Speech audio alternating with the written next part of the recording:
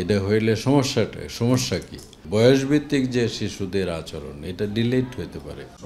যে একটা শব্দ যে সোর্স থেকে উৎপাদন হলো তার আশেপাশে তো কম্পোনেন্ট আছে, মানুষ একটা কম্পোনেন্ট।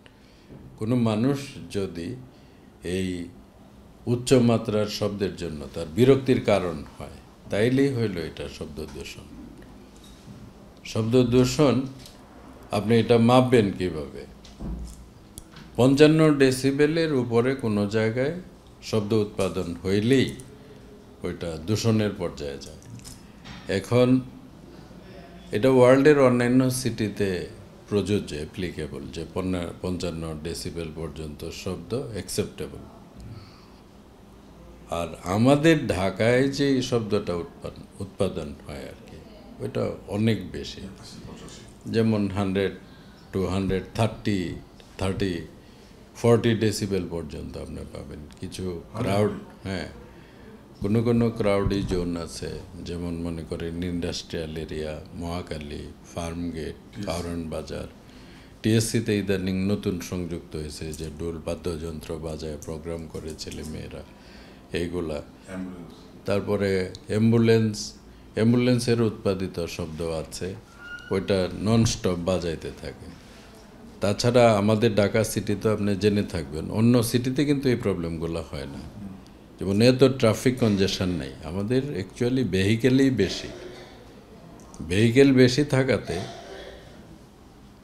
ফ্র্যাকশন অফ সেকেন্ড অথবা ফিউ মিনিটস যখন স্টাক থাকে ভেহিকেলগুলো, তখন সবাই একসাথে, ইভেন 500 থেকে 1000 গাড়ি একত্রে হর্ন মারতে থাকে।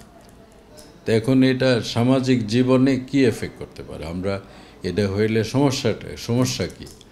মনে করেন যারা এইজেড পিপল বা যাদের প্রেশার বেশি, উচ্চ রক্তচাপ আছে, কিন্তু ডেফিনেটলি ওর রক্তচাপ বাড়বে। তাছাড়া আরও কীভাবে মানুষের জীবন শক্তিকে ক্ষয় করে দেয় এগুলা। যেমন মনে করেন আমি একটা জায়গায় যাব, একটা টাইম ফ্রেম আছে যে এতটায় স্টার্ট করলাম, এক্সপেক্টেড এতটায় পৌঁছাইতে পারলাম না, স্ট্যাক হয়ে আছি। এর মধ্যে আমার চারিদিকে এরকম 500, 700, 1000 গাড়ির হর্নিং মিলে, এর মধ্যে আমার হার্ট অ্যাটাকও করতে পারে, নট আনলাইকলি, ব্রেনে স্ট্রোক করতে পারে। শিশুদের ক্ষেত্রে কগনিটিভ ফাংশন যে ন্যাচারালি ডেভেলপ করে, বয়সভিত্তিক যে শিশুদের আচরণ এটা ডিলেট হতে পারে, কাজে ডেভেলপমেন্টাল প্রবলেম হতে পারে। বিরক্তির কারণে এই শব্দ দূষণমুক্ত এলাকায় আপনি যদি বসবাস করেন, তাইলে ডিস্টার্ব স্লিপ হবে, ঘুমের বিরক্তি হবে। ঘুমের বিরক্তি হলে পরের দিন কাজকর্ম আপনি সঠিকভাবে সম্পাদন করতে পারবেন না।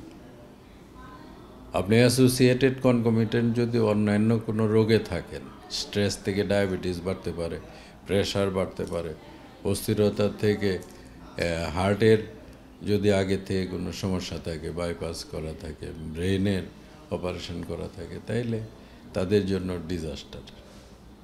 একজন ঘুমের ঔষধ খাইছে, তার ঘুমাইতে হবে, কালকে একটা অ্যাসাইনমেন্ট আছে, ওষুধ তো খেয়ে ফেলছে, তারা ওষুধ বমি করতে পারবেন না। কাজেই আপনার ঘুমও দিতেছেন না, আবার এই জেগেও থাকতে পারতেছেন না। এই যে দুইটার কমপ্লেক্সিটি, এটা মানুষকে অস্থিরতা বৃদ্ধি করে। এই অস্থিরতা অনেক অসুখকে আরও বেশি অসুস্থ করে ফেলতে পারে।